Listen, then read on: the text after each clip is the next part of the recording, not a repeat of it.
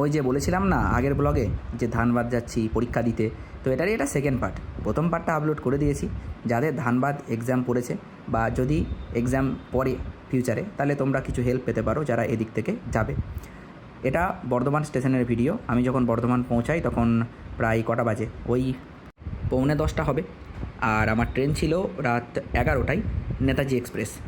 তো 1 ঘন্টা আগেই পৌঁছে গেছিলাম, হাতে টাইম পেয়েছিলাম, একটু এটা ওটা খাওয়া দাওয়া করলাম। আর স্টেশন পৌঁছে দেখছি বৃষ্টি পড়ছে, তো ঠিক আছে, ওয়েদারটা বেশ ভালোই লাগছিল। এই যে ট্রেন ঢুকছে, না এই ট্রেনটাই আমি চাইনি। ফুড ট্রাকে গেলাম, কিছু খাবো মনে করেই গেছিলাম ফুড ট্রাকে, কিন্তু যাওয়ার পরে মনে পড়ে যে রাঙাই তো আমার জন্য পাস্তা বানিয়ে দিয়েছে, তাই আর কিছু খেলাম না, বেরিয়ে চলে এসেছিলাম। আর এই যে বইয়ের দোকানটা দেখছেন, এখানে প্রচুর কালেকশন আছে। শুধুমাত্র যে বইয়ের দোকান তা নয়, বই প্লাস কিছু খাবারও পাওয়া যায়। একটা কফি খেয়েছি, আর চেতন ভাগতের ওই যে বইটা গার্ল ইন রুম নাম্বার 105, এটা কিনলাম। আমি কিনবো ভাবছিলাম বেশ কয়েকদিন ধরেই, দেখলাম বার অনলাইনে অর্ডার দেবো, আসতেও লেট হবে, ঠিক আছে এখান থেকে নিয়ে নিলাম। ওই যে ট্রেন ঢুকছে, আমার ট্রেন চলে এলো। আমার ট্রেন না, মানে ওই আর কি, আমার যে ট্রেনে রিজার্ভেশন বুক করা আছে। এই দেখো রাতের ভিউটা দেখো বাইরের। আমার সিট পড়েছিল লোয়ার কেবিনে, তাই রাত্রের বেলা যেহেতু মিডিল কেবিনটা নামানো ছিল, মিডিল বাথটা নামানো ছিল, তাই আমি বসতে পারছিলাম না, শুয়েই ওই ভিডিওগুলো করেছিলাম বাইরের। এই যে এটা হচ্ছে সকালবেলা, আমি যখন স্টেশনে নেমেছিলাম তখন রাত 2টো বাজে। তো রাত্রেবেলা সেদিনকে ঘুম কিছু হয়নি, আমি ওই স্টেশনেই ছিলাম, ঠিক আছে। কখনো শুচ্ছিলাম, কখনো বসছিলাম, একটু এদিক ওদিক হাঁটাচলা করে আসছিলাম। এটা সকাল 6টার সময় ভিডিও, তখন কোথাও একটা ট্রেন ঢুকছিল, কোথাকার ট্রেন এটা আমি ঠিক জানি না। যাই হোক, এইটা হচ্ছে ধানবাদ স্টেশনের ফ্রন্টের ভিডিও। সকাল 6টা 10-15 হয়তো বাজবে। এখান থেকে বেরিয়ে আমি একটু বোঝার চেষ্টা করছিলাম যে এখানে অটোতে যাব না টোটোতে যাব, কারণ অটোও চলছে টোটোও চলছে। তাই আমি লোকাল কিছু রেসিডেন্টকে জিজ্ঞাসা করলাম কোনো দোকানে বা এদিক ওদিক, যাকে মনে হলো যে ঠিক আছে এরা লোকাল এখানকারই, তাদেরকে জিজ্ঞাসা করলাম যে জায়গাটার অ্যাড্রেস দেখিয়ে যে এটা কত দূর আর কিসে করে গেলে ভালো হয়, অটো করে না টোটো করে।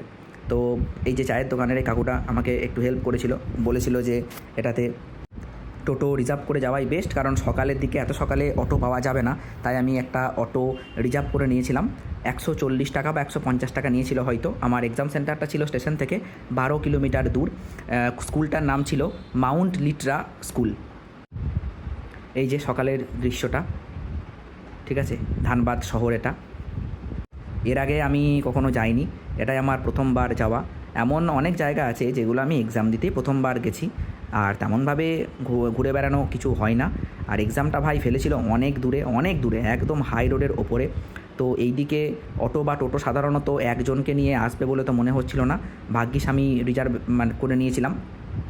আসার সময় আমি জানতাম যে অটো পেয়ে যাব, তার কারণ আসার সময় আরও অনেক ক্যান্ডিডেট থাকবে, তো অটো রিজার্ভ করে চলে আসা যাবে। কিন্তু যাওয়ার সময় তো আমি একাই ছিলাম। রাস্তায় যাওয়ার সময় আমি এই ফুলের ভিডিওগুলো করেছিলাম। আমি না ওই 800-900 মিটার আগে নেমে পড়েছিলাম, এই যে এখানে সেন্টার পড়েছিল স্কুলের।